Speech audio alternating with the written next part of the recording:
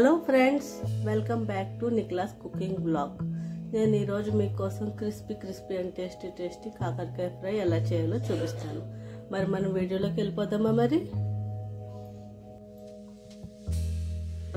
కాకరకాయ వేపుడు చేయడానికి ముందుగా నేను ఒక 1/2 కిలో కాకరకాయలు తీసుకున్నాను. వీటిని శుభ్రంగా తరుక్కుని ఉప్పు పసుపు వేసుకుని బాగా కడిగి పీసెస్ కింద కట్ చేసుకుంటాను. ఫస్ట్ కాకరకాయలు శుభ్రంగా చిన్న సన్నని పీసెస్ కింద తరిగి పెట్టుకున్నాను. నేను గింజలు కూడా వేసేస్తాను, మా పిల్లలకి గింజలు ఇష్టం. ఇందులో కొంచెం 1 స్పూను పెరుగు,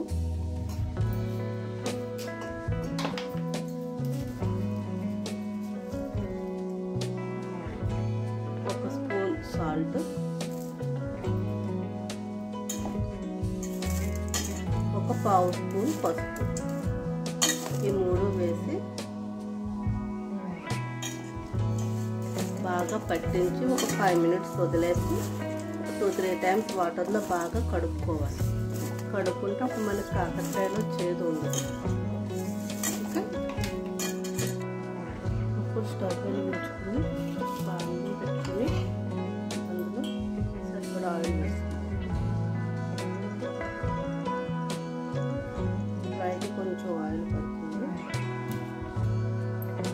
ఆయిల్ వేసుకుని ఆయిల్ కొంచెం హీట్ ఎక్కిన తర్వాత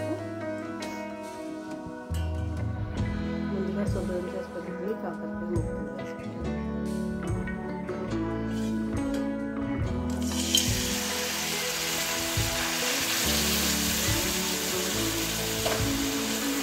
ఇప్పుడు వీటిని మీడియం ఫ్లేమ్లో పెట్టుకుని రాలుగా వేయించుకోవాలి.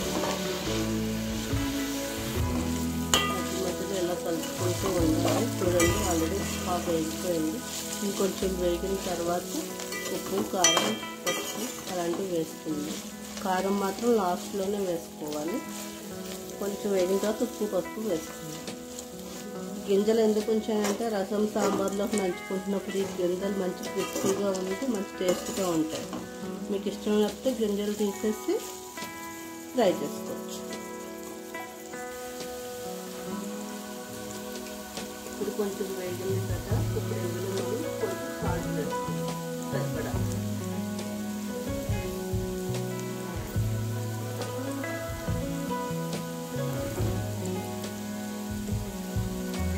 కొంచెం బాగా మిక్స్ చేసుకుని ఇంకో 10 మినిట్స్ వేయించుకోవాలి. బాగా మిక్స్ చేసుకుంటూ ఉండాలి. ఎందుకంటే కొంచెం సన్నగా ఉన్నవి, పలుచగా కొంచెం సన్నగా ఉన్నవి, పలుచగా ఉన్నవి తొందరగా వేగిపోతాయి. తొందరగా ఏదైనా ముక్కుంటే అది మాత్రం వేగకుండా ఉండిపోతుంది. అందుకని అది మధ్యలో మనం మిక్స్ చేసుకుంటూ ఉండాలి. సాల్ట్ వేయడం వల్ల ఇందులో ఏమన్నా ఎక్సెస్ వాటర్ ఉంటే వచ్చేసి అది కూడా వేగిపోతుంది.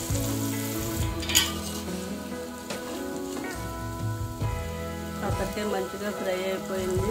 ఇప్పుడు ఇందులో మనం స్టవ్ ఆఫ్ చేసుకుని కారం వేసుకుని డిష్ అవుట్ చేసుకోవాలి. ఇది వేడివేడిగా అన్నంలోకి, సాంబారు, రసంలోకి నంచుకోవడానికి చాలా బాగుంటుంది. అంతే, మన కరకరలాడే క్రిస్పీ కాకరకాయ ఫ్రై రెడీ. పిల్లలు ఎంతో ఇష్టంగా, అసలు చేదు అన్న మాట అనకుండా తింటారు. మా వీడియో కనుక మీకు నచ్చినట్లయితే మా వీడియో లైక్ చేయండి, షేర్ చేయండి అండ్ మా ఛానల్ని సబ్స్క్రైబ్ చేయండి. కింద కామెంట్ సెక్షన్లో కామెంట్ పెట్టడం మర్చిపోకండి. Thank you.